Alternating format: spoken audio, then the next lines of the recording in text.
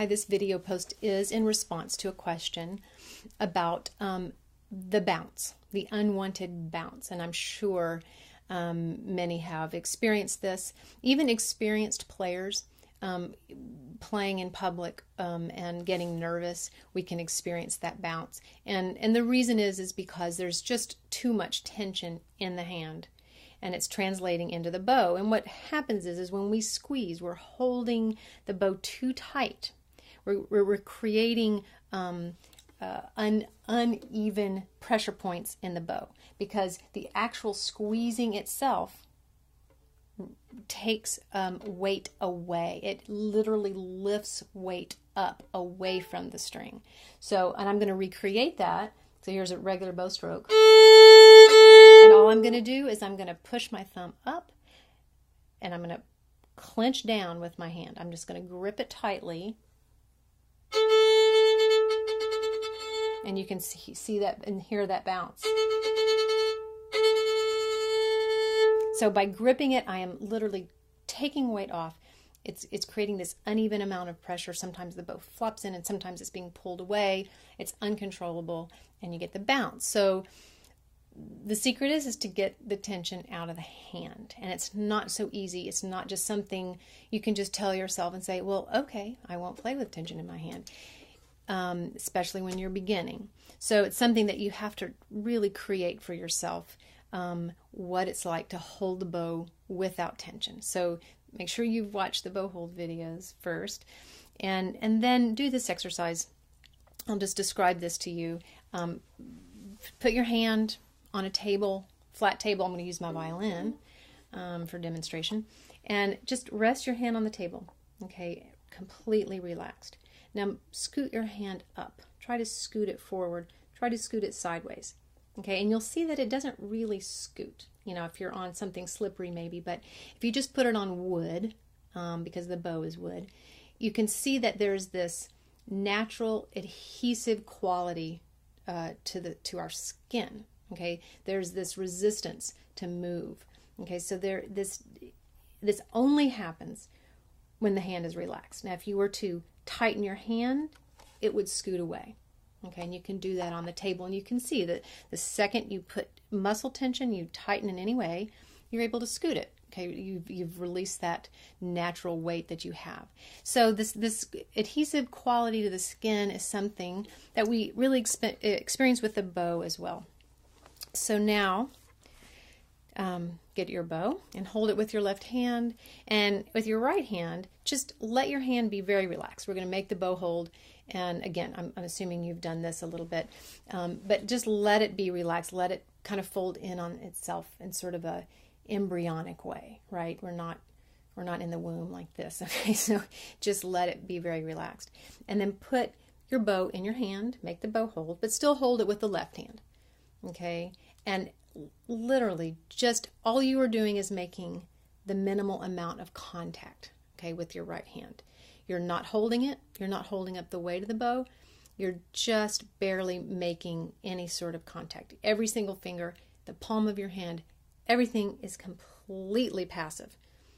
No tension, no gripping, nothing, okay? And then slowly make sure the bow is completely vertical though, and release your left hand and just hold the bow. And try not to add anything, okay? And then go ahead and put your hand under here in case you are a little nervous about dropping it. You know, you might want to be on carpet if you're not completely secure with it. And slowly in your mind, concentrate on your right hand. Release even more. Release to the point that you really fear that you might drop it.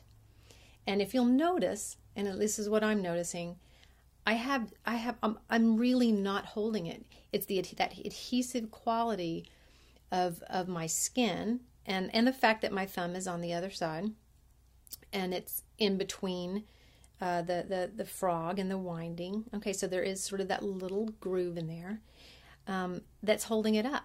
So I'm not doing anything. Now, if I were to move the bow, if I were to tilt it, I would definitely have to start to hold it a little bit, because then the weight is too great, and it does require some gripping. Okay, So right now we're not doing anything though. I'm just wanting you to experience the natural adhesive quality of your hand, of the skin against the wood. Okay, and if it's dropping, I mean, if you really just can't hold it at all, really it's just still too much tightness, too much grasping, too much holding.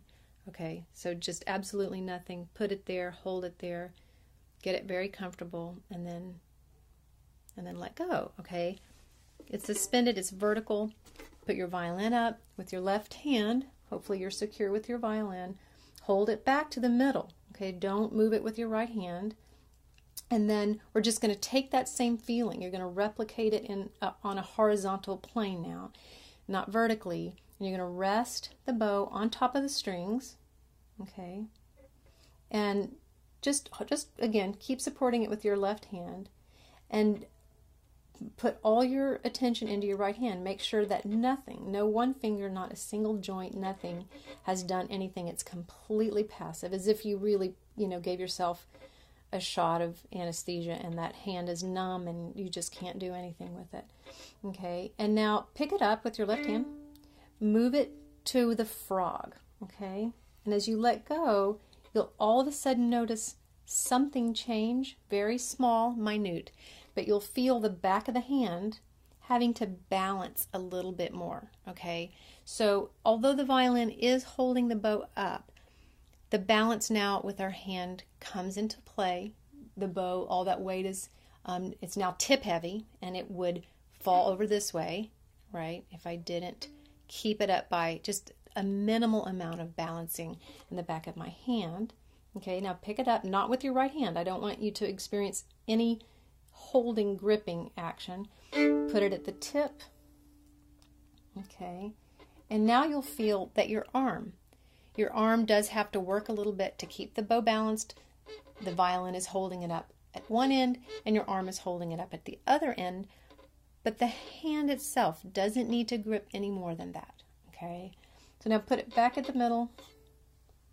Again, replicating everything you felt when you were holding it vertically. And now I just want you to move minimally.